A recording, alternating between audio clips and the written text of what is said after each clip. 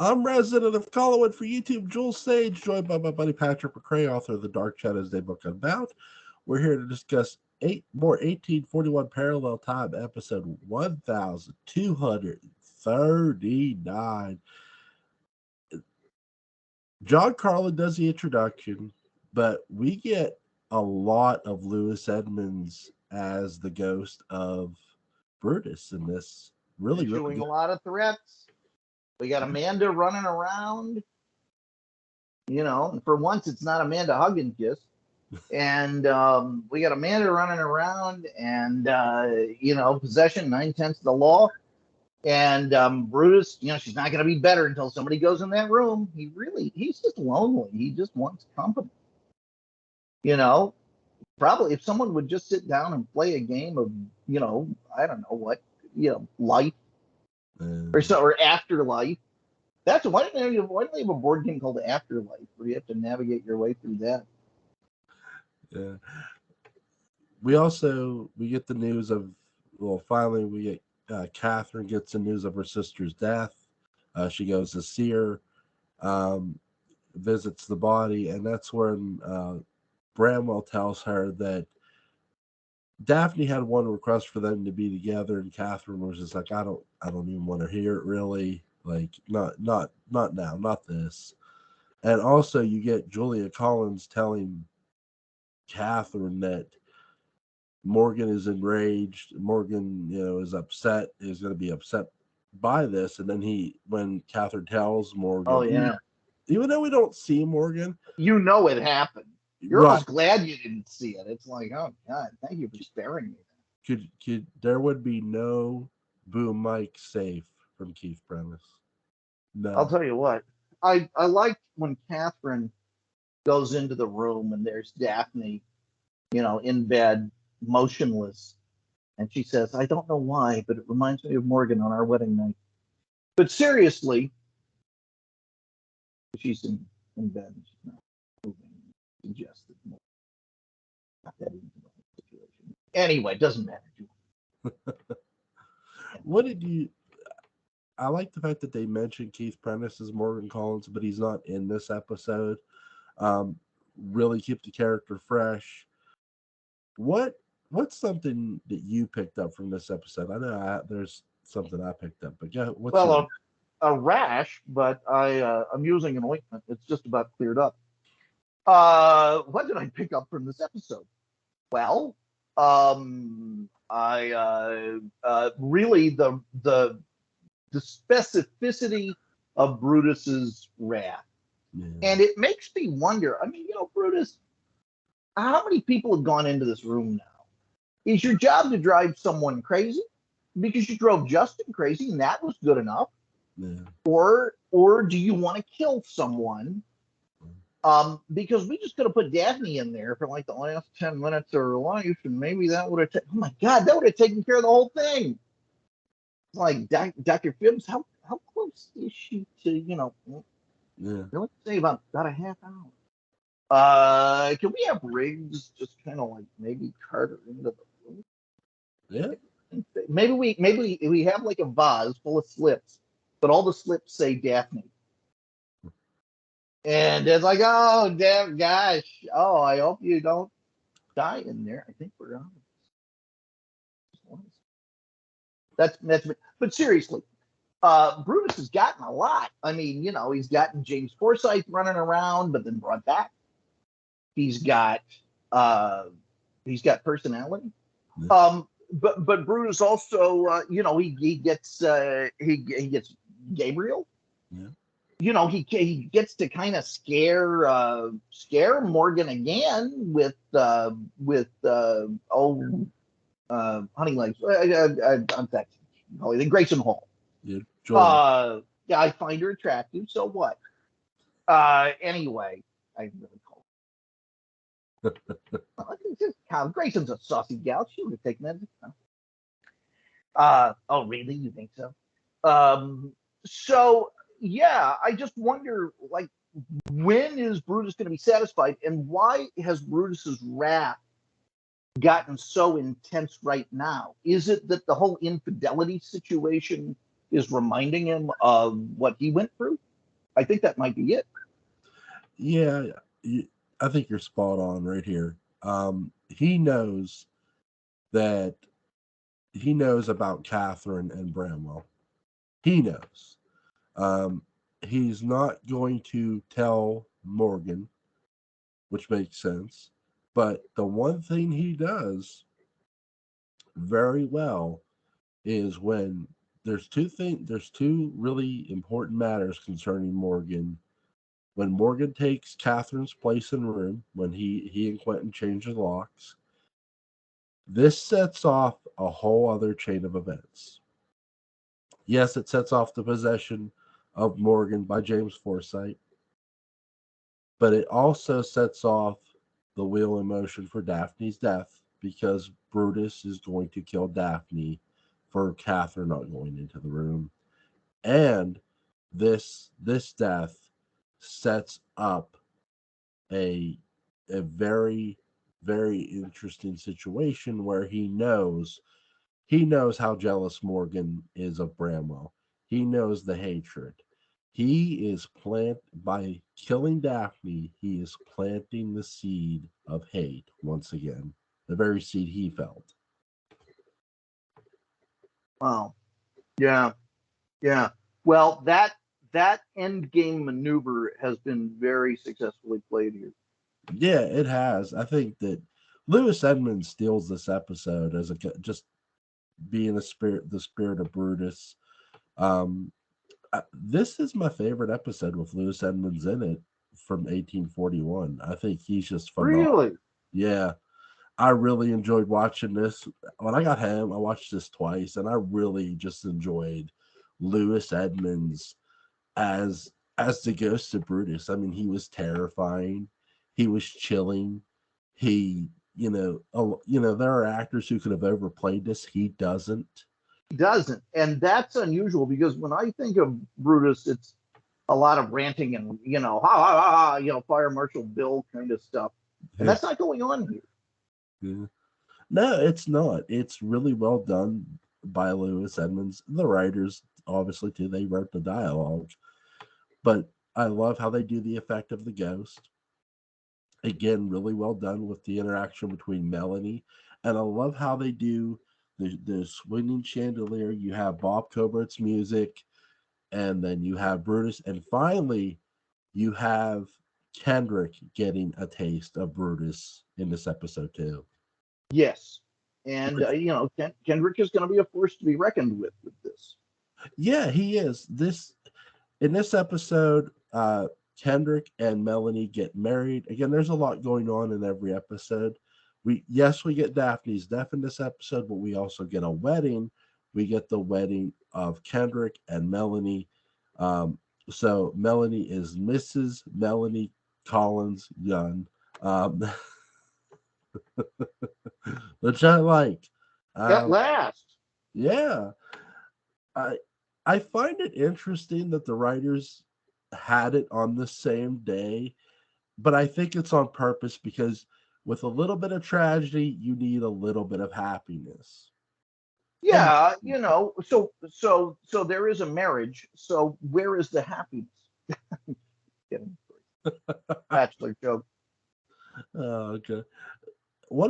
I like how Melanie storms up the steps because of they hear Daphne's dead, and then you see Kendrick carrying her into the room. They lay on the bed together. They kiss, and then Kendrick comes back down. He says Melanie's asleep because she's upset about Daphne's death, which is obvious. And then you get the conversation between Julia Collins and Kendrick Young, and Kendrick tells Julia that he thinks that their stay at Collinwood will be short term. As soon as they find a place, they are leaving. And it's like Julia can't make up her mind. Does she want Melanie around? Does he want her to go? Yeah. She certainly wants Bramwell out of there. Yeah, what did you think of the interaction between Julia Collins and Bramwell? It continues the nastiness. What did you think? I really like the fact that, yeah, you're right. It continues the nastiness, but we also get a touch of concern. I do think, as much as I want to put the full nastiness on Julia, you do get some nastiness from, you get Bramwell receiving the nastiness here. He's receiving Julia. He's not, again, he has shown there is no love lost between Bramwell and his No. fellow Collins No. ancestors. Um, really, really well done by Jonathan Fred, obviously, in this episode. As always, he is phenomenal to watch as Bramwell. And I love the fact that you have this interaction where I like Julia in this episode, how she goes from in the prior episode to be eh, completely a heel to 180. Like, okay, I am concerned again, but I am concerned because I don't need Morgan. I don't need another scandal. She's trying to prevent Yes. another scandal. She's asking Bramwell to leave the old house, to leave the estate, and to leave Collinsport because she does not want Morgan and Bramwell to duel. She doesn't want Morgan to die. She doesn't want Bramwell to die. She just wants to avoid the mess at this point. Yeah, I would agree. And my God, she's had enough of it. Yeah, she has, and there's going to be an episode later on. I don't won't spoil it, but when Morgan finds out about the pregnancy, Julia's Julia is Julia is shocked. Really, really like, oh my, okay, and that Bramwell is the father. Um, and why not? You have that when the writers have that card to play, they played it at the right time and they played Yeah. it greatly. And I can't wait till we get into that. But um, this episode does a really good job with its pacing because you have that sadness and you have that moment of happiness as well, and it's timed beautifully. Yes. What's your favorite? Yes. What's your favorite scene in this episode? I I like the realism, Yeah. just the very new realism of seeing Kendrick throw Melanie down on the bed. Yeah. And even though, because it's a very human moment, and hearing the bed creak, hearing that prop creak, Yeah. and just the fact that, so yeah, this is what a wedding night at Collinwood's like. It's loud, but not in the right way, you Yeah. know, and that we get to see just a moment of emotional intimacy that we don't really get, and that even that doesn't last for these poor people. No. I mean, they're immediately onto a heavy conversation, and I mean, can it at least wait? I don't know. I'm not married. 5 minutes, however long it takes to consummate the marriage. Maybe that's overestimating it, but No. yeah, seriously, that, and that's not in a prurient way either. That's just a, oh wow, these people get to enjoy being adults.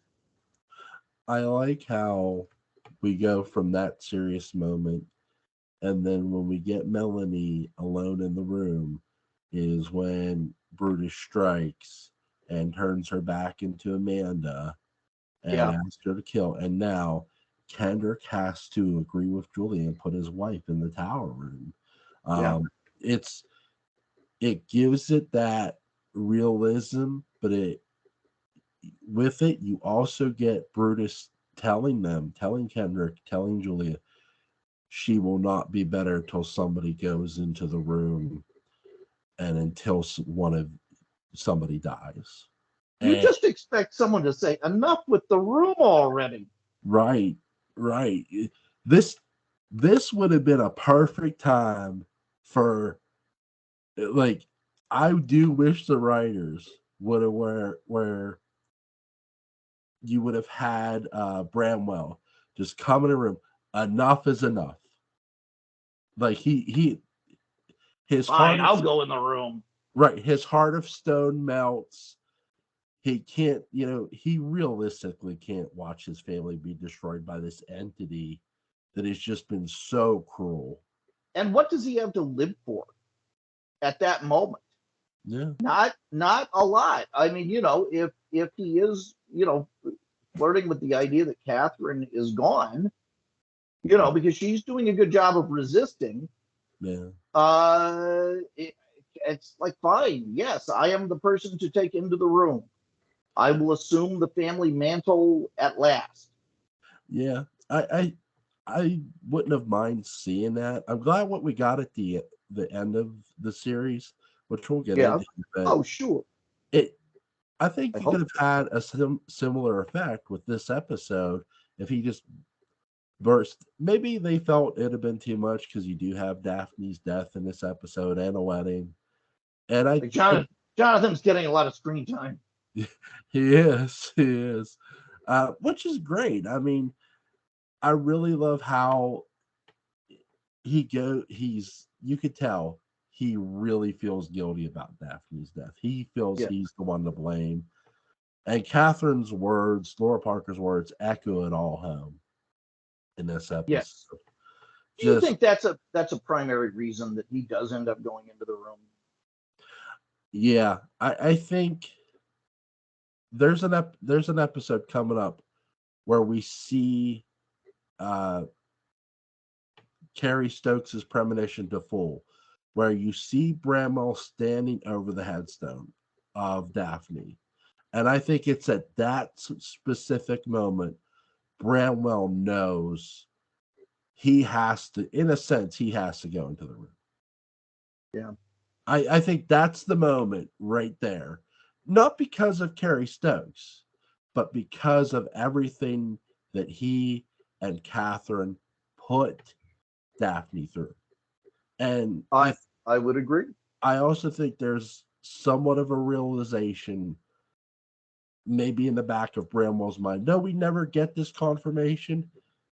I think he's starting to think, wait a second. Brutus has done a lot of shit.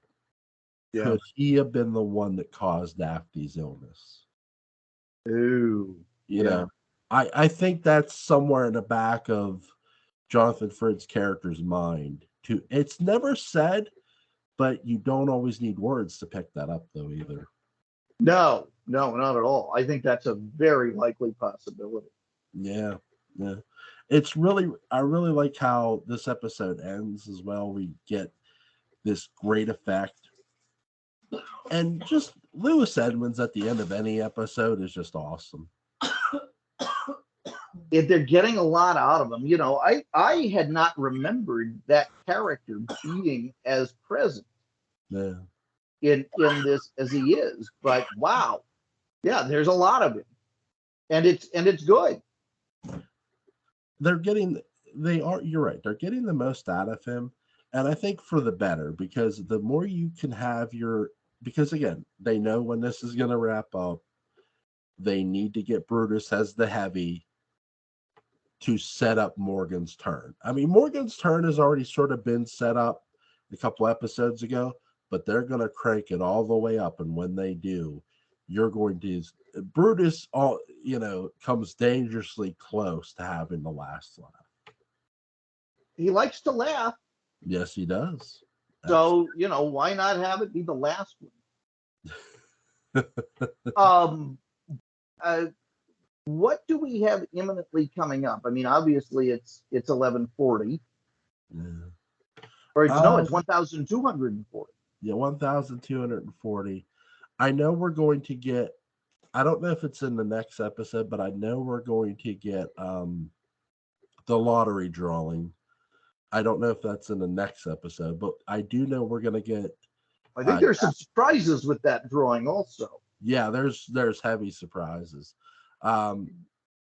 You also, I do know you should be getting the announcement next episode. I do believe you also get the headstone of Daphne's, where Bramwell's standing over the headstone. Again, I can't wait to do the episode, so it's really, really going to be good. Joan Bennett's in the episode. Thank God. It's about time. It's like we've been waiting for Flora. She was mentioned 2 episodes ago. She's not in this one either, and now she returns.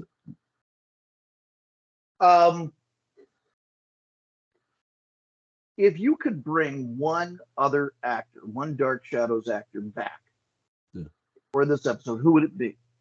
For this episode, if I could have them just play any old character, or yes, if you could bring in one more ensemble member, who would it be? I would bring in a male to play another, because I love David Selby. That we find out that there is another descendant of Justin, and it's a male. And I would actually bring back Christopher Pennock as another character. I know that sounds cheap, but the reason I say that is because we find out that Gabriel had a twin and no one knew about it until now. Now, you're not saying that's what happened. You're saying that's what you would like to see. Yeah, that's what I would have loved to see. But it's not. It's the complete opposite of Gabriel. It's not quite Quentin's character was, but he is very brave. He finds out. He says, "Tell me everything. Tell me everything I need to know about my father. I barely knew him. He gave me up."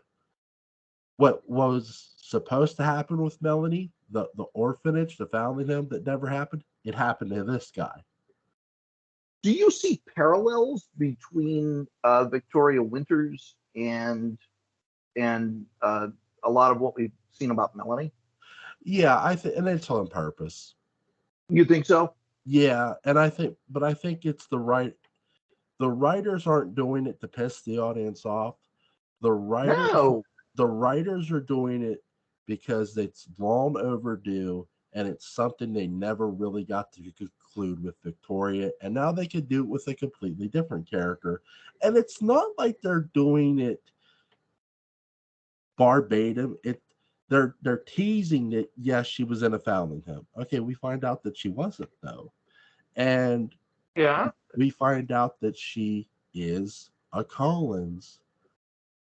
That's what made me think of Vicky. And I gotta tell you, I really like to compare the end of the series and the beginning of the series, as you know. Yeah. And this seems like a really cool way to do it. Yeah. Who would you bring back if you could bring back one ensemble member? I'd bring back Alexandra. Nice. I would bring back Alexandra. I don't know who she'd be, but maybe as an exorcist. Yeah, who's there to take on the house? Yeah. So a Bathia Mapes. Yeah. A younger Bathia Mapes type figure. I like that. Yeah, that's what I would do. Cool. This episode is really fun, and it's really full of good stuff. I mean, we still carry the adult theme. We get a lot of emotion, and we get a lot of seriousness, but we also get some special effect fun in with it. Yes. It has everything. And the next episode's going to be a lot of fun too. So, what are you doing tomorrow night, my friend? What am I doing tomorrow night? Let's keep going. Let's do it. Is 11 o'clock good?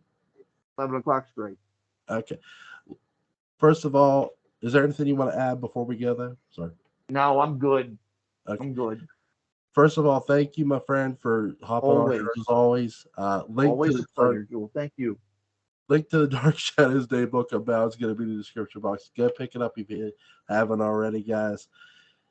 It is fun. Good night, sir. Good night, Jewel. Take care. You too. Bye-bye.